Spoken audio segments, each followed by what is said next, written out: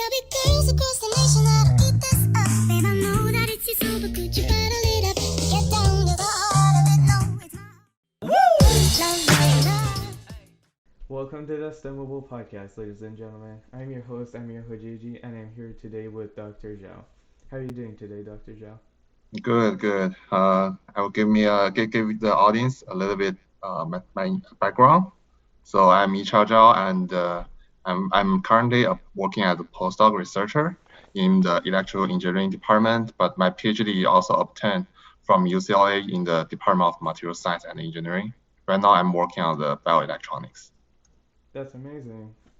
I'm glad to have you here today. Thank you for joining me. So, without further ado, let's get started. What Sure. interested you and what sparked your interest in this career? So this career, you mean like what inspired me to choose these majors, or what inspired me to actually choose a PhD degree? Your research, and further on, what interested you to get your PhD in the field that you're working on? I see, I see. I think it's very good question. I think it has to date back to my master program. My program finished at Northwestern University. At that time, I was first get familiar with the material science research. Before that, I'm more like focused on the textbook and not doing a lot of experiment.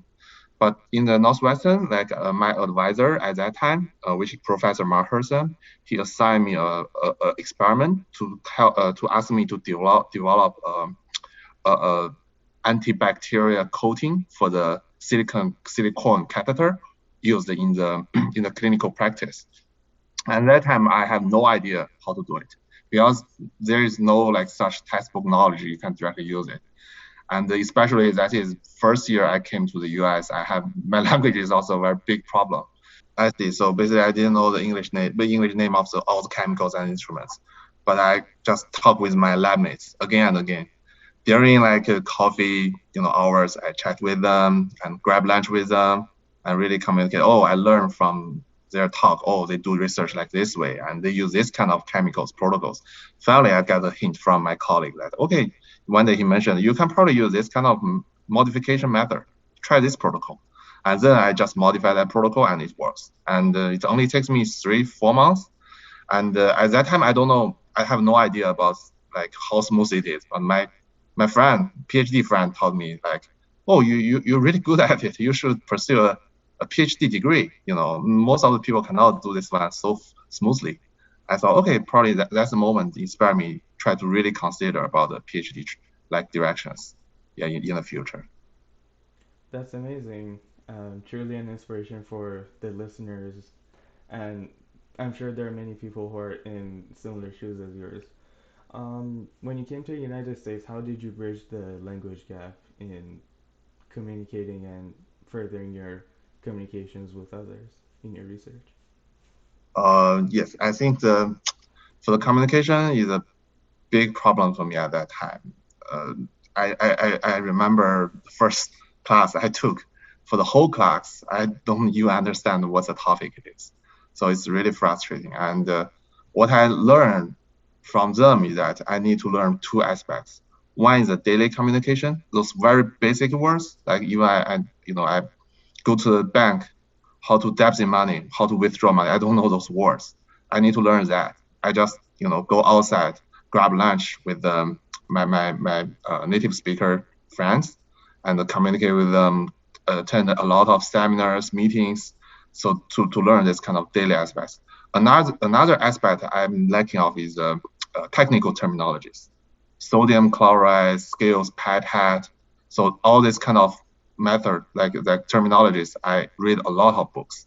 The textbooks, basically, if I don't understand, I just read through the whole chapter.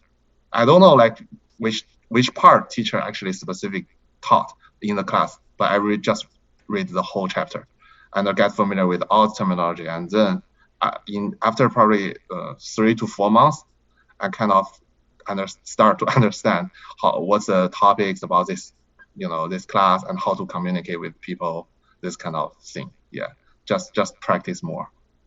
For sure, yeah, language barriers are an Yeah. absolute pain to deal with. I know what you mean. How did you find inspiration to continue in excelling in your research in material science and that sort of thing? You mean during my PhD? So what like motivate me to start in this direction? Yeah, like to continue bettering yourself in your research Okay, in your so PhD. Yeah. for my PhD direction, I think it's at the very beginning. I start from material science department, but my PI is from electrical engineering. Why I want to achieve it? Because for the pure material science in the department, most of the directions I'm not interested in because it's too theoretical. I'm more like doing some translational work, applying science and engineering in this direction. So that's why I found Professor Sami Maminejad from the electrical department. At that time, I tried to do two directions. One is consumer electronics for entertainment, like OLED, 3D VR display device, those kind of stuff. Second is bioelectronics for clinical use. Unfortunately, the first direction doesn't work for me, and I found the second direction. That's why I got Professor Sami Maminejad as my PI. And what motivates me actually, I think it's curiosity. The curiosity plus the sense of accomplishment. For the curiosity is that you always interesting to know what if you do this? What if I create something not existing in the textbook?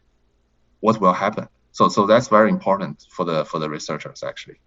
And the second is a sense of accomplishment. For sure, like you design an experiment and it don't work for 100 times, and finally you got it working correctly. Although probably it's just due to very small issues, probably just manual error and some wrong setups, but finally you get it correctly, and the experiment results actually agrees with your expectation hypothesis. So this kind of two things push me and moving forward. Yeah. I see. Yeah. In general, curiosity is always helpful in research and finding new ways. So, major props for using that to your advantage. In general, why do you think STEM education and following a field in STEM can be beneficial for a college student? I think that is a very broad question. So when you mention about beneficial, so what specific areas you mean? In STEM, you mean? Yeah. Yeah, in STEM, how like what do you mean by benefit to them?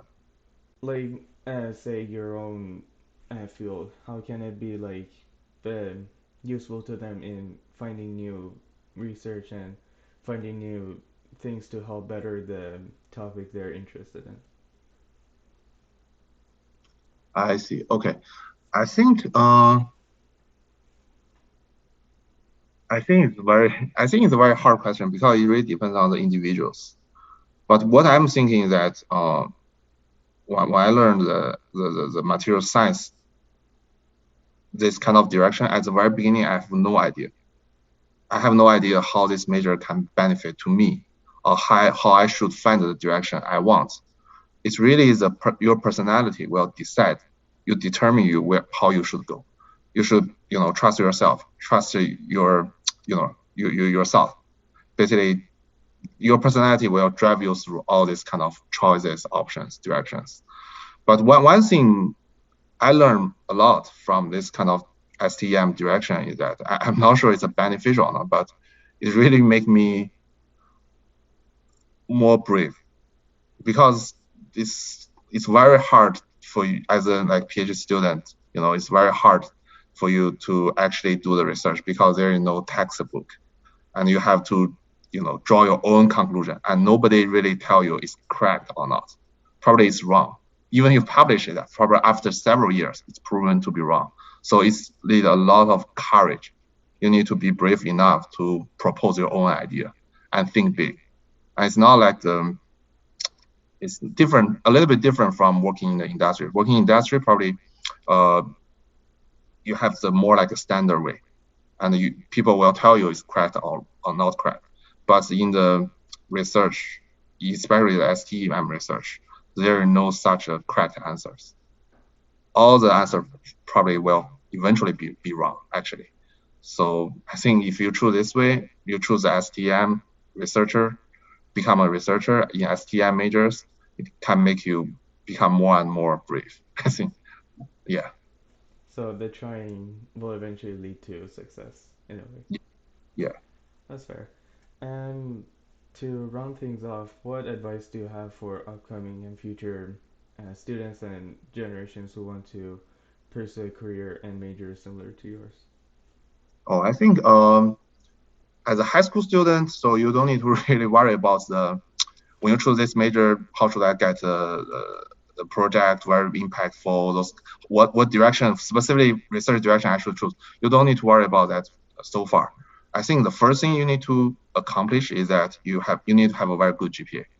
I think that's a at least give you a basic confidence. Okay, I can do well in this kind of majors. Then I can choose. I can go to industry or the research. And this is the one thing. And second is that based on your high GPA, the second thing I encourage you to do is that go into a lab as early as possible.